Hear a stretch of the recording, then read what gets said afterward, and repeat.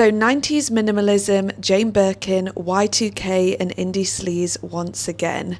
We really are caught in a trend loop and it's making fashion today feel less new and more recycled. And lately there's been a growing conversation among industry insiders about what's being called the nostalgia trap. And surprisingly, or maybe not so surprisingly, a lot of people are pointing fingers to no other than TikTok. So could the platform that made trends faster than ever be the same reason that fashion can't seem to move forward? So hi everyone, welcome back to the channel. I hope you're doing really well and enjoying the last few weeks and the last few moments of summer like I am. Today I want to talk about social media's impact on fashion and specifically how TikTok is keeping fashion in this kind of trend loop rather than pushing it forward. And the reason and the idea for this video came from the fact that I actually saw 3 pieces of content, so long form content on this topic in just 1 week. So I came across this video by Drew Joyner and it was all about, is originality dead and is nostalgia marketing kind of keeping fashion in the past and in this nostalgia trap and loop? And similarly, I also came across this podcast by Lauren Sherman on Fashion People, of course, and she was talking with Aurora James about how TikTok and social media keeps feeding us these same kind of archival old fashion references, and because there is no separation from the past, it's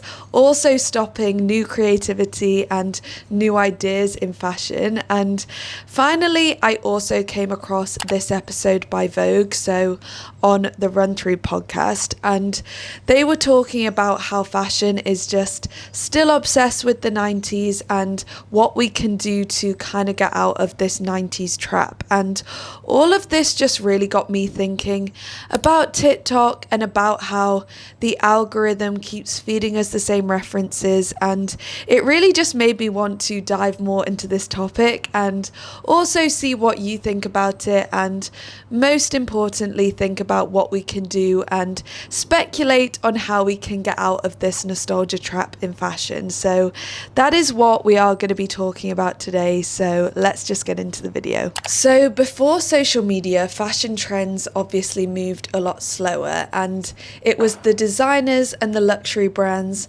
not the algorithms, that set the pace. But now, because of social media and specifically TikTok, we're seeing things like Tumblr era 2014 outfits literally treated like they're vintage fashion, or simply just the same archive references get recycled over and over again on our feeds. So 1 month 90s minimalism is in, or the next month it's kind of 2005 indie sleaze, but nothing really seems to last. Like, everything comes back but nothing really sticks, and more importantly, nothing and fashion trends and fashion design doesn't really seem to be moving forward on a macro level. And I personally think that in a way you could say that although TikTok hasn't invented fashion nostalgia, it has sort of weaponized it. And if you think about it, when the algorithm kind of feeds us a trend that we instantly recognize, we kind of interact with that more. So if you think about the indie sleaze trend, for instance, if you see on social media on your feed that image of Kate Moss at Glastonbury that we've all seen a million times, or an image of Alexa Chung that we've all seen a million times in this very kind of specific aesthetic, we instantly see that, we recognize it, we interact with it, and then it's fed to us more and more, and then it kind of creates a bit of a niche micro trend, and eventually that snowballs into a wider kind of macro fashion trend on the high street. And because of that, big fashion brands, fast fashion brands tap into into it, create more products that kind of fit into that aesthetic, and then we are just fed more of the same fashion products. And this seems to happen on kind of a looping basis, and it does kind of all tie back, in my opinion, to the TikTok algorithm and how we kind of interact with these same references from the past. It just feels like every few weeks the algorithm revives a fashion trend from the past, and it's fast, it's clickable, it's emotionally familiar, and the platform obviously does reward aesthetics that you instantly recognize. So instead of imagining what's next, creators and the big brands are just digging into what's already been done, and once that gets popular enough, brands turn it into a new but very similar product from the past, and then it just becomes a wider trend cycle until we're sick of it and we're on to the next. And actually, in this episode of Fashion People, which I mentioned at the start of this video, Aurora James, who Lauren was interviewing in this episode, really illustrates so well how social media and how TikTok specifically is really keeping fashion in this nostalgia loop. So she says that in the past, kind of pre-social media, people would think about fashion moments or just the past in general through rose-tinted glasses, because you weren't literally seeing the exact reference all the time. So you were seeing it in your mind's eye, you were kind of romanticizing it a bit more, and then pulling that image from your mind forward into the now and creating from this kind of new space rather than looking at the exact reference and copying it directly. So because there is no separation from it, there's no space for new creativity, there's no room to let it breathe in a way. We're just regurgitating and copying the exact same look, the exact same aesthetic. And I think this is so true, because if you just think about how many times we've seen references of Jane Birkin or Carolyn Bessette Kennedy, for instance, people want to literally copy their outfits. But if we didn't have social media, and if we weren't looking at these references over and over again every few weeks as they kind of circulate on the algorithm, maybe we would think about these references, we would romanticize them, but we would see them in our mind's eye, and then we would pull it forward into the now and kind of put our own spin on it, our own take on it, and it would evolve into a 2025 version of the trend or of the aesthetic and evolve into just something new. But because we are literally copying it, it is keeping fashion in this nostalgia loop and nostalgia trap. And in this episode, Lauren Sherman does actually go as far to say that she thinks that creativity has been completely stifled by this TikTok nostalgia trap. And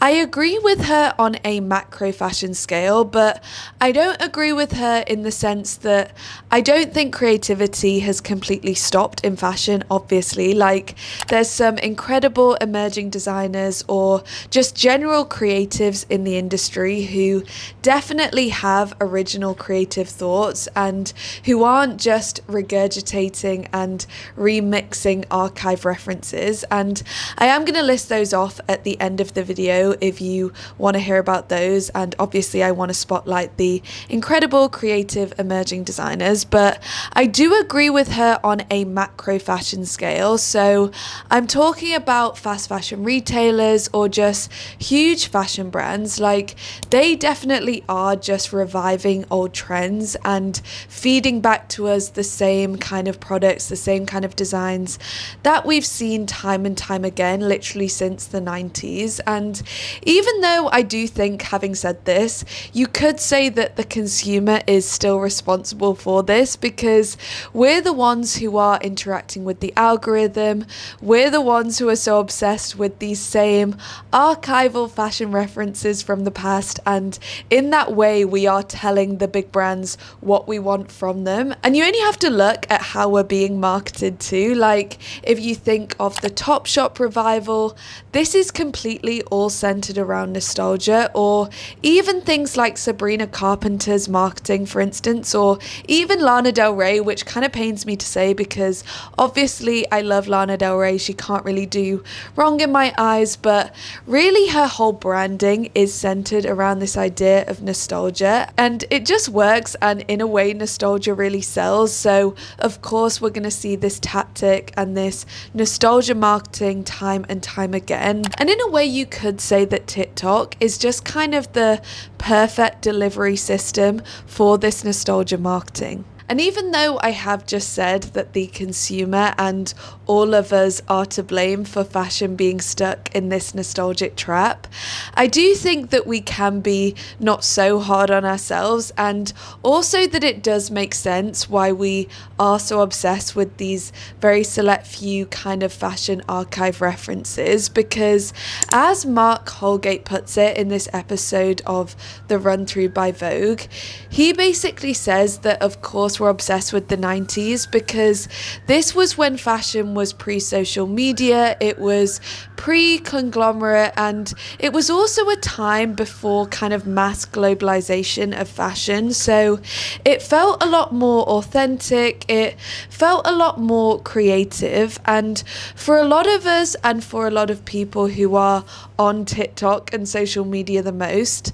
this kind of 90s era of fashion sort of feels like an era that we all missed out on. And because of just the current climate, the current state of the world at the moment, of course we are kind of wanting to escape to this glossy fashion era of the 90s because it just felt so different to what we experience in fashion now, and this kind of mass marketing, this mass produced fashion world that we're currently in. And to be honest, just the point that I'm trying to get to with all of this is that fashion's obsession with nostalgia and this nostalgia trap that we are in actually is very harmful, and it's also very limiting because now mainstream fashion is way more about engagement than it is about a new creative vision. And I just think that's a very sad kind of future of fashion to speculate on, because now brands are really chasing clicks and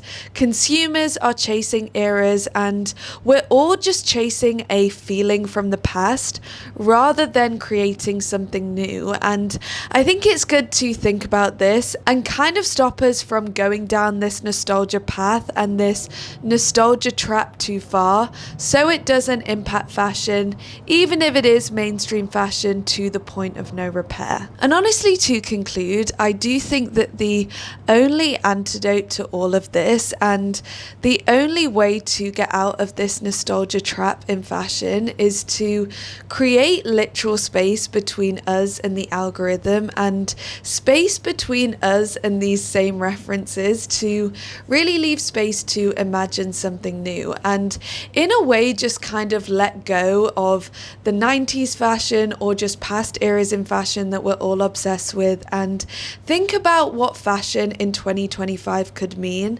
outside of these references and also outside of these nostalgic revivals. So obviously, like I did mention earlier, there are of course some incredible designers who very much do this and who are creating new and innovative things. So to wrap up this video, I do just want to leave you with these designers, and I really recommend going and checking out their work. These are personally some of my favorite emerging designers at the moment. So it's people like Victor Claverley, who I've mentioned so many times on the channel, or people like Yaku or Oscar Oyang as well, Petra Ferguson, Julie Kagels, Hoda Kova, Aaron Esch, and finally Charlie Constantino as well. And I just feel like all of these designers are definitely not chasing nostalgia, but they're really pushing innovation and also creating new incredible designs based off a